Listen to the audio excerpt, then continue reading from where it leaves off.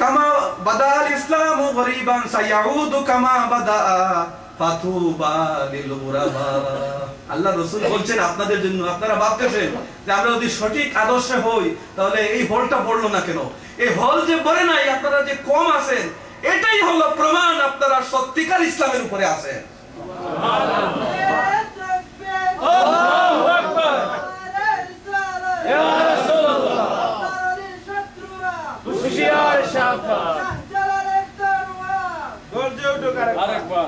আল্লাহ রাসূল বলেন,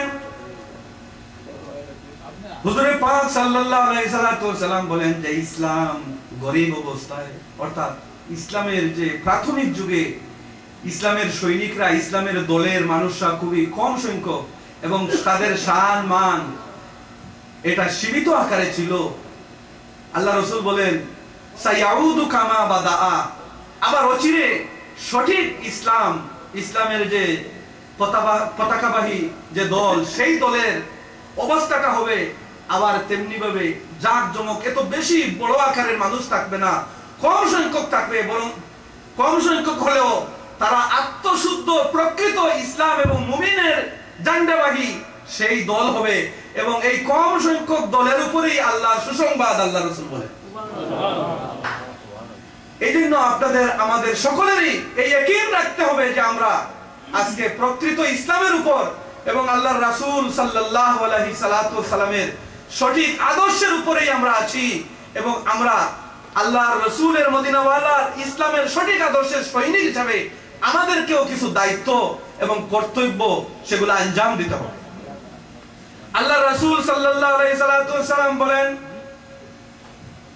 আমরা আদর্শ যেভাবে আল্লাহর রাসূলের পেয়েছি, আমাদের সকলেই আল্লাহর রাসূলের সেই আদর্শের সৈনিক হতে হবে। এর মধ্যে প্রথম একটি গুণাবলী আমরা অর্জন করতে হবে। আল্লাহর রাসূল বলেন, আল্লাহ পাক কোরআনের মধ্যে বলেছেন, ইন্নাকা লাআলা খুলুকিন আযীম। আল্লাহ রাব্বুল আলামিন আল্লাহর রাসূলকে সবচেয়ে বড় উত্তম চরিত্রের অধিকারী আল্লাহ রাব্বুল আলামিন সৃষ্টি করেছেন। আর আমরা আল্লাহর রাসূলের অনুসরণ করতে হলে প্রকৃত অর্থে আমাদেরকে উন্নত চরিত্রের অধিকারী আমাদের সকলকেই হতে হবে। এই চরিত্রের বৈশিষ্ট্যের মধ্যে কিছু বৈশিষ্ট্য হলো, আল্লাহর রাসূল সাল্লাল্লাহু আলাইহি সাল্লাম বলেন, মাল্লাম ইয়ারহাম সগীরানা ওয়ালাম ইউআকির কাবীরানা ফালাইসা মিন্না। আমাদের কিছু, যেহেতু আমরা সঠিক আদর্শের সৈনিক, আমাদেরকে অত্যন্ত সাবধানতার সাথে চলতেও হবে। আমাদেরকে খেয়াল রাখতে হবে যে শুধু আলিমদের দায়িত্ব তা না, আপনারা প্রত্যেকের জন্যই, আপনারা আল্লাহর দ্বীনের এক একজন প্রত্যেকেই এক একজন সৈনিক। বলেন আলহামদুলিল্লাহ। কারণ আল্লাহ রাব্বুল আলামিন বলেছেন, ইন্নী জাইলুন ফিল আরদি খলিফা, মানুষ জাতিকে আল্লাহ খলিফা বানিয়েছেন। আপনাদেরকে আল্লাহ রাব্বুল আলামিন বাংলাদেশ থেকে এখানে পাঠিয়েছেন, প্রত্যেকে এক একজন খলিফা বা প্রতিনিধি। বলেন আলহামদুলিল্লাহ। এই প্রতিনিধিদের আবার গুণাবলী হতে হবে। কি গুণাবলী? আপনারা ভাবতে পারেন যে আমরা তো আলিম না, আল্লাহর কিভাবে ওলি হব, আল্লাহর মহব্বতের কিভাবে হব?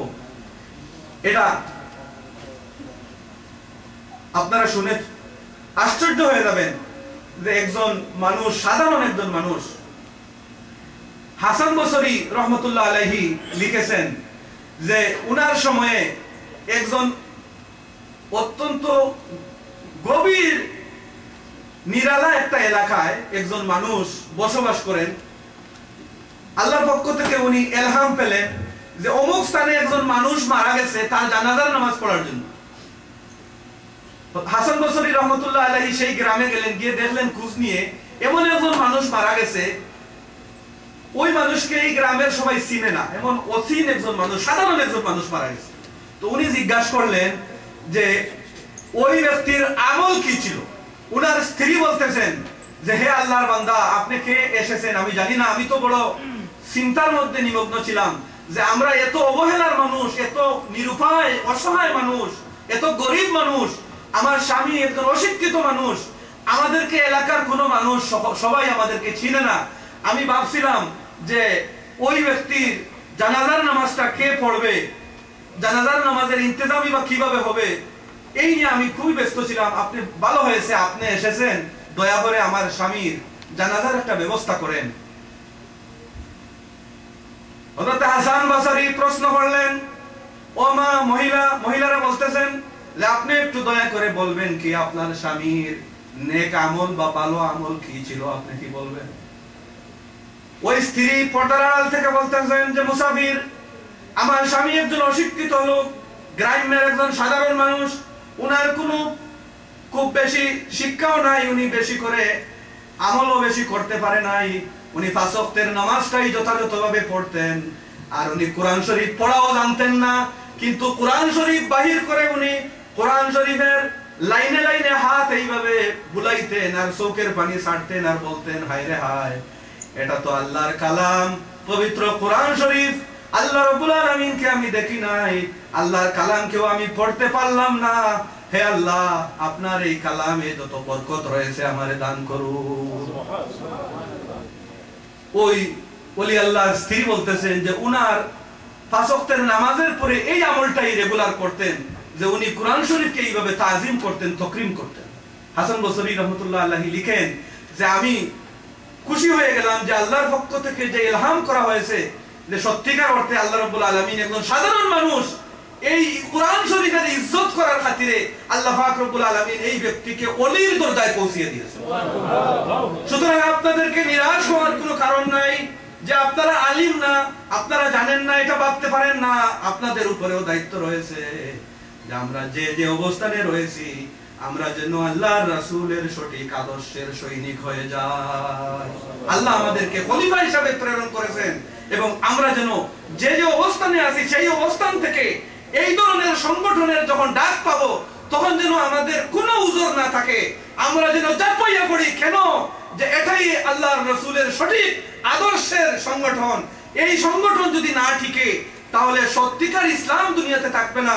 আল্লাহর রাসূলের প্রিয় উম্মত, আল্লাহর রাসূলের আদর্শবাহী জামাত, আল্লাহর রাসূলের খাঁটি উম্মত আশিকের দল দুনিয়ায় থাকবে না। সেই জন্যই যখনই ডাক পড়বে তখনই আপনারা প্রত্যেকে এই দলের সৈনিক হিসেবে যার যা কিছু আছে তা নিয়ে ঝাঁপিয়ে পড়বেন। তাহলেই হতে পারে আল্লাহ পাক রব্বুল আলামিন আপনাদের সবাইকে আল্লাহ রব্বুল আলামিনের খাতায় ওলি হিসাবে আল্লাহর রাসূলের আশিকের দলভুক্ত করে দিবেন। নারে তাকবীর, নারে তাকবীর, আল্লাহু আকবার, নারে রিসালাত, ইয়া রাসূলুল্লাহ, আঞ্জুমানে আল ইসলাম জিন্দাবাদ জিন্দাবাদ। তো হযরত হাজরিন کرام, আমি অনুষ্ঠানের আর সময় নিতে চাই না, যেহেতু এখানে হুজুর আছেন। আমি সংক্ষেপে যে দুইটা কথা আমি আপনাদের খেদমতে আরজ করতে চাই তা হচ্ছে যে আমরা আল্লাহর রাসূলের যে আদর্শ, আল্লাহর রাসূলের চরিত্র আমাদের মধ্যে আমরা প্রত্যেকে আমরা এক একজন এই আদর্শের সৈনিক হিসেবে সেই চরিত্রের গুণাবলী আমাদের মধ্যে আমরা অর্জন করতে হবে। আর তার মধ্যে যেগুলো আমাদের বর্জনীয় সেগুলো আমাদেরকে বর্জন করতে হবে। করণীয়র মধ্যে আল্লাহ রাসূল বলেন মাল্লাম ইয়ারহাম সগীরানা ওয়ালাম ইউআকির কাবীরানা ফালাইসা মিন্না। যারা আমরা ছোট রয়েছি, বড় যারা রয়েছেন তাদেরকে আমরা সম্মান করব, এটা আল্লাহর রাসূলের হুকুম। আবার আল্লাহ রাসূল বলেন যারা ছোটদের প্রতি বড় হয়ে দয়া করে না, সদ্ব্যবহার করে না ছোটদের প্রতি, আল্লাহ রাসূল বলেন এই দুই শ্রেণীর মানুষকে আমার উম্মতের দলভুক্ত আমি করব না, আল্লাহ রাসূল বলেছেন। সুতরাং আমরা খুব ভালো করে খেয়াল রাখতে হবে যে আমরা যারা বড় রয়েছি ছোটদেরকে আমরা আদর করতে হবে, স্নেহ করতে হবে। তাদের ভুল ভ্রান্তি হলে তাদেরকে আমরা আদর করে স্নেহাশিস দিয়ে তাদের ভুল ভ্রান্তি শুধরাই নিতে হবে। আর যারা আমরা ছোট রয়েছি বড়দেরকে আমরা তকরিম করব, ইজ্জত করব, রেসপেক্ট করব, তাহলেই আমরা প্রকৃত মুমিন হতে পারবো। আল্লাহ রাসূল সাল্লাল্লাহু আলাইহি সাল্লাম তারপরে বলেছেন যে আমরা যেন পরস্পরের জন্য বদগুমান না রাখি। ইসলামী সৈনিক যারা তাদের জন্য সবচেয়ে বড় কোয়ালিটি হতে হবে পরস্পরের প্রতি আস্থাবান হতে হবে, আস্থাশীল হতে হবে। এর জন্য আল্লাহ রাসূল বলেন ইয়াকুম ওয়াজ-যন্নে ফাইন্না যন্না আকযাবুল হাদিস। আল্লাহ রাসূল বলেন কারো প্রতি বদগুমান করা এটা আমাদের মুসলমানের বৈশিষ্ট্য নয়। আমরা দূরেই থেকে হয়তো একজন আমার কর্মীর বিরুদ্ধে শুনলাম যে অমুকে আমার জন্য সমালোচনা করে ফেলছে, এইটার প্রতি আমি কান দিব না। এটা আল্লাহ রাসূল বলেছেন এটা শয়তানে করায় এবং বেশিরভাগ ক্ষেত্রেই তা মিথ্যা বলে প্রমাণিত হয়। এই জন্য আল্লাহ রাসূল সাল্লাল্লাহু আলাইহি সাল্লাম তারপরে এবং আল্লাহ কোরআনের মধ্যে বলেছেন যে আমরা গীবত করব না। গীবত হচ্ছে ব্যাকবাইটিং, যে আমরা আমাদের মধ্যে ইসলামিক সৈনিক এবং আমাদের কর্মীদের মধ্যে পরস্পরের মধ্যে আত্মবিশ্বাস, রেসপেক্ট এবং একে অপরের প্রতি সহানুভূতিশীল হতে হবে। আমরা যে যে পর্যায়ে আছি, কারো ভুল ভ্রান্তি থাকলে কখনো নেভার এভার আমরা যেন কারো বিরুদ্ধে ব্যাকবাইটিং করি না, কারো সমালোচনা করি না। যদি পরস্পরের মধ্যে আমাদের কোনো মতবিরোধ বাদে সরাসরি আমরা একে অপরের সাথে আমরা লিঙ্ক রাখবো এবং আমি বলবো যে আমি শুনেছি আপনি নাকি এই ধরনের আলোচনা করেছেন আমার বিরুদ্ধে, তাহলে সেটার ক্লারিফিকেশন হয়ে যাবে এবং পরস্পরের মধ্যে আন্তরিকতার সৃষ্টি হবে। আর আল্লাহ রাসূল বলেন যে গীবত করা এটা সবচেয়ে বড় একটি অপরাধ। মানুষের গীবতের মাধ্যমে তার রিজার্ভ আমল, নেক আমল এভাবে ধ্বংস হয়ে যায় যেভাবে আগুনে লাকড়িকে খাইয়া শেষ করে ফেলে।